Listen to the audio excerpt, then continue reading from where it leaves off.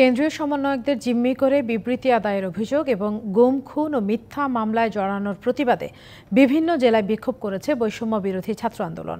চট্টগ্রামে পুলিশের সাথে সংঘর্ষে আহত হয়েছে অন্তত 10 জন। সড়ক অবরোধ করা হয় রাজশাহী ও ফেনীতে। অন্যদিকে বরিশাল বিশ্ববিদ্যালয় ক্যাম্পাসে বৈঠক করার সময় ছাত্রলীগের হামলায় 15 জন আহত হওয়ার অভিযোগ পাওয়া গেছে। কারফিউয়ের মধ্যেই চট্টগ্রামে বৈষম্য বিরোধী ছাত্র আন্দোলনের বিক্ষোভ সমাবেশ ঘিরে সংঘর্ষ। নগরীর জামাল খান চেরাগি মোড়ে আন্দোলনকারীরা জড়ো হতে থাকলে ধাওয়া দেয় পুলিশ। শুরু হয় ধাওয়া পাল্টা ধাওয়া। এ সময় সাংবাদিক, পুলিশ সহ আহত হয় অন্তত 10 জন। বরিশাল বিশ্ববিদ্যালয়ে আন্দোলনকারীদের ওপর হামলার অভিযোগ উঠেছে ছাত্রলীগের বিরুদ্ধে। এতে অন্তত 15 জন আহত হওয়ার দাবি সমন্বয়কদের। আহতদের শের-ই-বাংলা মেডিকেল কলেজ হাসপাতালে নেওয়া হয়েছে। খবর পেয়ে বিশ্ববিদ্যালয়ের প্রধান ফটক সংলগ্ন বরিশাল কুয়াকাটা মহাসড়কে অবস্থান নেয় বিজিবি, পুলিশ ও সেনাবাহিনীর টহল গাড়ি। মিটিং করতে গিয়েছিলাম বিশ্ববিদ্যালয়ে, সাধারণ শিক্ষার্থীরা মিলে ছাত্রলীগের গুন্ডা পান্ডারা আমাদের উপর হামলা করেছে প্রশাসন থাকা অবস্থায়।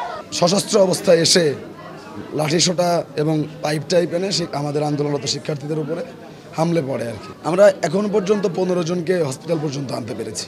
সিলেটের শাহজালাল বিজ্ঞান ও প্রযুক্তি বিশ্ববিদ্যালয়ে বিক্ষোভ করেছে বৈষম্য বিরোধী ছাত্র আন্দোলন। এতে যোগ দেয় অন্যান্য শিক্ষা প্রতিষ্ঠানের শিক্ষার্থীরাও। সতর্ক অবস্থায় ছিল পুলিশ, বিজিবি।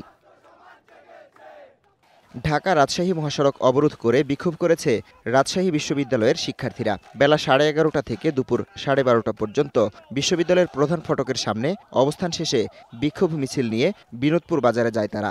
বিক্ষোভে সংহতি জানান বিশ্ববিদ্যালয়ের কয়েকজন শিক্ষক। ফেনীতে ঢাকা-চট্টগ্রাম মহাসড়ক অবরোধ করে বিক্ষোভ করেছে বৈষম্য বিরোধী ছাত্র আন্দোলন। প্রায় আধা ঘন্টা পর পুলিশ দেখে সটকে পড়ে তারা। স্বাভাবিক হয় যান চলাচল। অন্যদিকে ঠাকুরগাঁওয়ে বিক্ষোভ মিছিলের পর জেলা স্কুল মাঠে ঘণ্টাব্যাপী অবস্থান কর্মসূচি পালন করে শিক্ষার্থীরা। এদিকে সরকারের পক্ষ থেকে দাবি মেনে নেওয়ায় ফরিদপুর ও যশোরে কর্মসূচি প্রত্যাহার করেছে কোটা সংস্কার আন্দোলনকারীরা।